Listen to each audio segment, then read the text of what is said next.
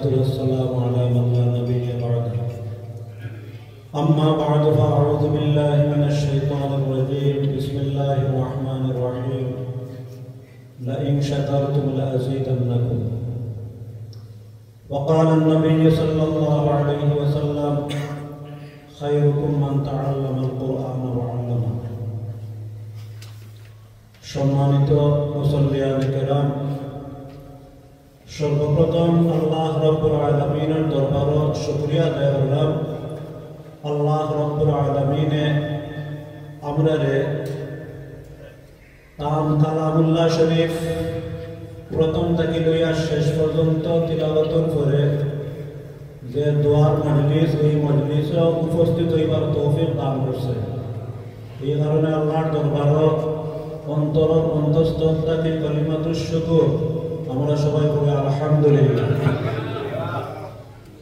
আল্লাহ রাব্বুল আলামিন কোরআনে কারীমের মধ্যে ইরশাদ ফরমায় লা ইন শাকারতুম লা আযীদান্নাকুম। বান্দা যদি কোন নিয়ামত পায় আর হে শুকরিয়া আদায় করে, আল্লাহ রাব্বুল আলামিন তার নিয়ামত বলে আরো বাড়াইয়া দেয়। বিশিষ্ট এক হুজুর ইবনে আবি দুনিয়া তার এক কিতাব আছে কিতাবুশ শুকর। এই কিতাবের মধ্যে আলোচনা করা হয় যে বান্দা যদি নিয়ামত পাইয়া নিয়ামতের শুকরিয়া আদায় করে, আল্লাহ রাব্বুল আলামিনের সাথে সাথে তার দ্বারা আর একটা নিয়ামতের ফয়সালা করিয়া দিলেন। এই কারণে আমরা এর চাইতে আর বড় কোনো নিয়ামত নাই। কালামুল্লাহ শরীফের প্রথম থেকে লইয়া শেষ পর্যন্ত তিলাওয়াত হয়েছে। আল্লাহ আমরা অনেক বার তৌফিক দিছে। বিশেষ করিয়া আসরের পরে আমরা যারা আসলাম আর মাগরিবের পরে যারা আসলাম, দুইটা আসর পরে একটা সৈতার আয়াত গেছে আর মাগরিবের পরে একটা সৈতার আয়াত গেছে। আমরা এটা নগদ আদায় করিতে ইনশাআল্লাহ।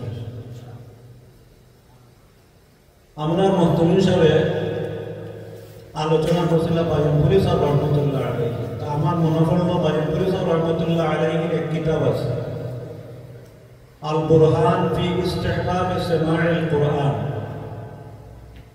এই কিতাব বিভিন্ন ভাষায় এটা তর্জমা করা হয়েছে, অনুবাদ করা হয়েছে।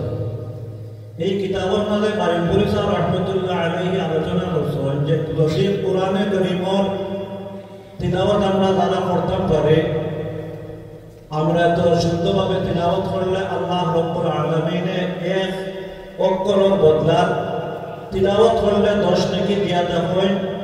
ঠিক তদ্রুপ একটা অক্ষর হলেও আল্লাহ রাব্বুল আলামিন 10টা নেকি দিয়া দেয়।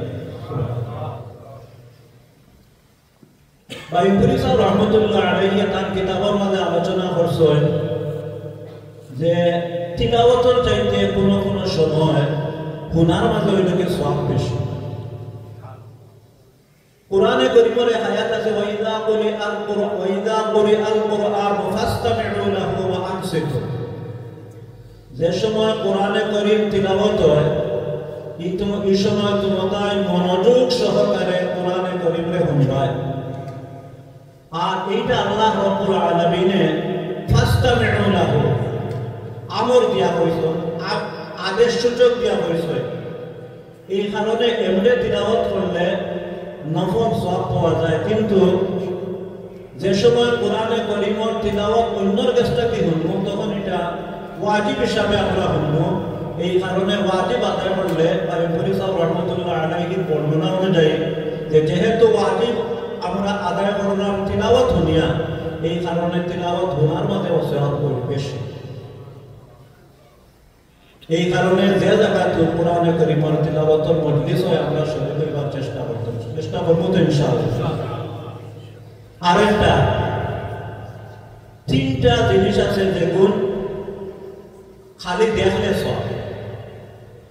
এর মাঝে একটা হইল যে কোরআনে কারীমের অক্ষর, কোরআনে কারীমের আয়াত।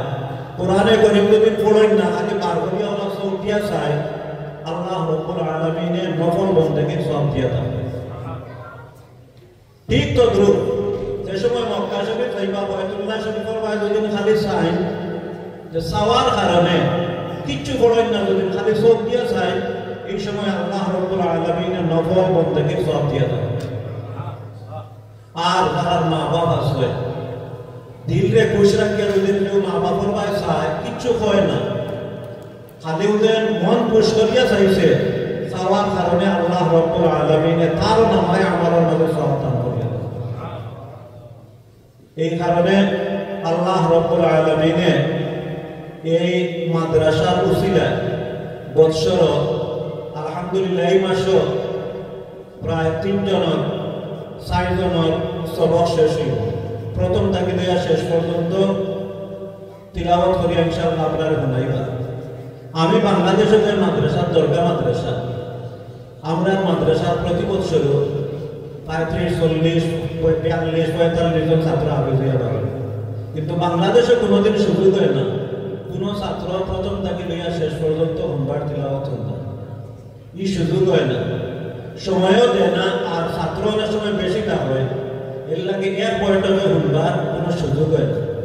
আলহামদুলিল্লাহ আমি শুকরিয়া আদায় করলাম আল্লাহ পাকে, আল্লাহর কাছে আশাবাদী যে কাল কিয়ামতের দিন আল্লাহ রাব্বুল আলামিনে এই বাচ্চার তিলাওয়াত শোনার কারণে আল্লাহ রাব্বুল আলামিন হয়তো আমারও এটার মাধ্যমে আল্লাহ নাজাত দিয়ে দেবে, এটা আমার আশা।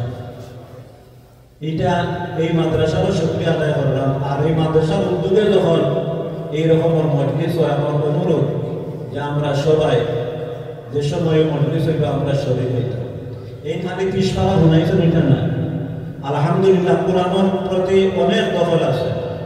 তাহলে যদি জিজ্ঞাসা করেন যে কোরআন শরীফের মাঝে পারা কয়টা, এটা তো হইতে পারবো, আমরা অনেক হইতাম পারবো, রুকু কয়টা, এটা হইতে পারবো, কয়টা 540। আলহামদুলিল্লাহ সূরা কয়টা শুরু হয়েছে কোরআন শরীফ? 5 সূরা। আলহামদুলিল্লাহ 5 সূরা শুরু হয়েছে। আলহামদুলিল্লাহ দিয়ে আলিফ লাম দিয়ে কয়টা সূরা শুরু হয়েছে? 6 সূরা। আলহামদুলিল্লাহ আলহামদুলিল্লাহ। সাব্বাহা দিন